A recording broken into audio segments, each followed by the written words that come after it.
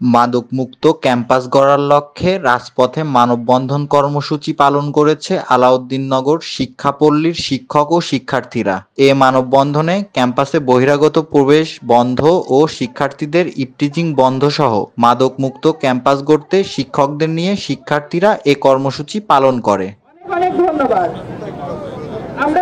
সোমবার বেলা ১১টার দিকে কুমারখালী উপজেলার আলাউদ্দিননগর শিক্ষাপল্লীর শিক্ষার্থীদের আয়োজনে রাজবাড়ী মহাসড়কে মানববন্ধনে স্কুল ও কলেজের কয়েক শতাধিক শিক্ষার্থীরা অংশ নেন। এ মানববন্ধনে শিক্ষার্থীরা অভিযোগ করে বলেন, সম্প্রতি সময়ে বহিরাগত প্রবেশের কারণে ক্যাম্পাসে হরহামেশাই তাদের চলাফেরা বেড়েছে। তাদের প্রবেশ বন্ধ ও মাদকমুক্ত শিক্ষা প্রতিষ্ঠান গড়তে এলাকাবাসী ও প্রশাসনের সহযোগিতা চেয়েছেন শিক্ষার্থীরা। সিনিয়র জুনিয়র যারা রয়েছে সবাইকে একসাথে বিষয়টি মোকাবেলা করতে হবে।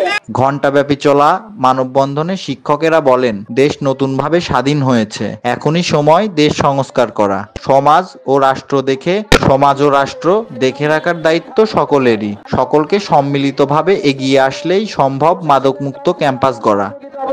আলাউদ্দিননগর শিক্ষা অঞ্চলে এরকম সুন্দর একটা পরিবেশ বজায় থাকে। এ সময় মানববন্ধনে বক্তব্য রাখেন আলাউদ্দিন বাহার কৃষি কলেজের অধ্যক্ষ নূরে আলম সিদ্দিকী, আলাউদ্দিন আহমেদ মাধ্যমিক বিদ্যালয়ের প্রধান শিক্ষক নজরুল ইসলাম, চয়ন উদ্দিন মোল্লা, মিরাজুল ইসলাম, তোফাজ্জল হোসেন সহ আরও অনেকেই।